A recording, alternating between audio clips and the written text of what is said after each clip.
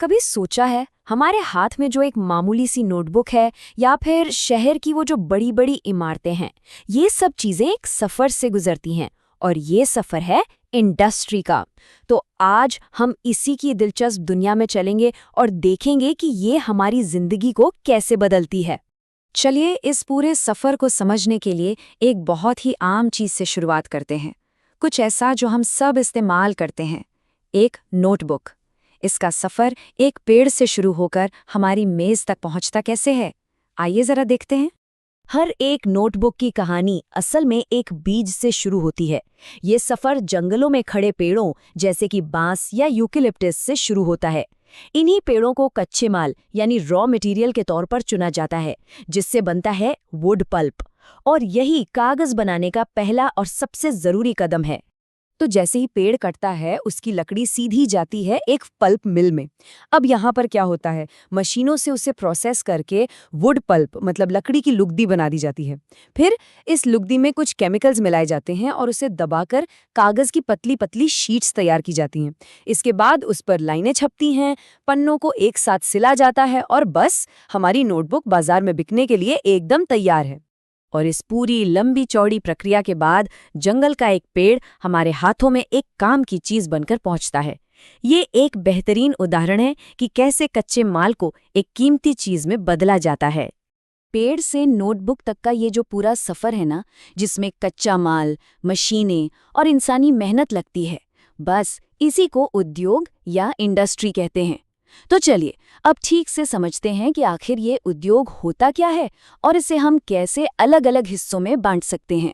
तो बिल्कुल आसान भाषा में समझें तो उद्योग एक तरह की आर्थिक गतिविधि है। अब चाहे वो खदानों से कोयला निकालना हो, स्टील बनाना हो या फिर टूरिज्म जैसी सर्विस देना हो, इन सब का एक ही मकसद है, कच्चे माल या आइडियाज को कीमती प्रोडक्ट्स और सर्विसेज में बदलना। अब उद्योगों की ये दुनिया इतनी बड़ी है कि इसे बेहतर ढंग से समझने के लिए हम इसे 3 मेन कैटेगरीज में बांट सकते हैं। पहला, वो किस तरह का कच्चा माल इस्तेमाल करते हैं। दूसरा, उनका साइज कितना बड़ा है। और तीसरा, उनका मालिक कौन है। तो पहला तरीका है कच्चे माल के आधार पर। जैसे जो इंडस्ट्रीज कपास या दूध जैसी चीज़ों का इस्तेमाल करती हैं, वो हो गई कृषि आधारित।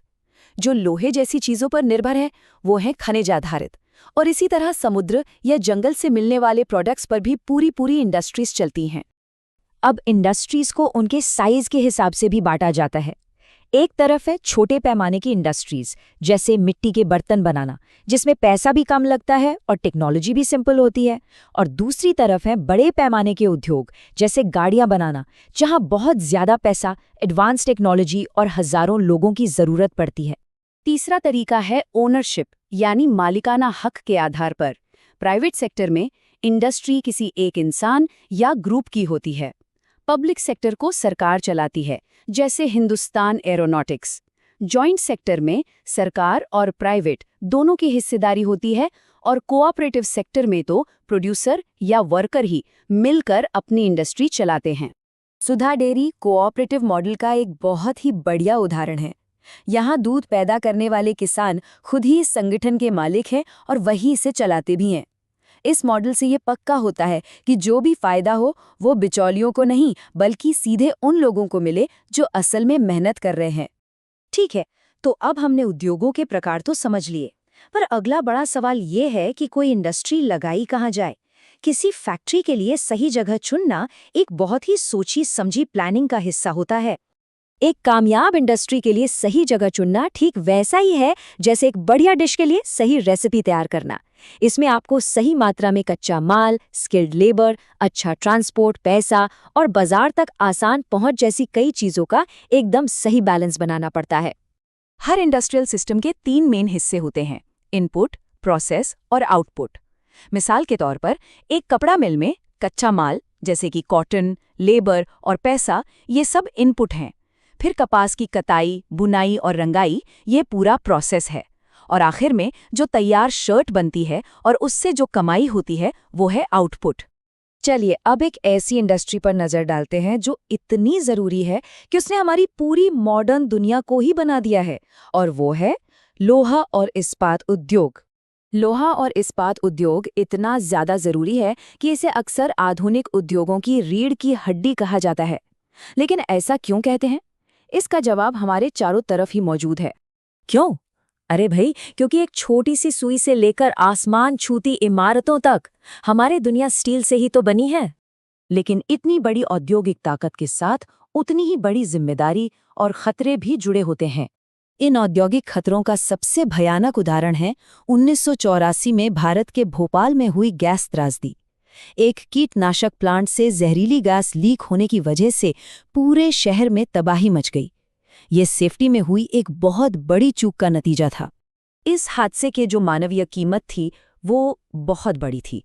सरकारी आंकड़ों के हिसाब से ही हजारों लोगों की मौत हो गई और सोचिए, लाखों लोग तो आज भी उस हादसे से हुई बीमारियों से जूझ रहे हैं।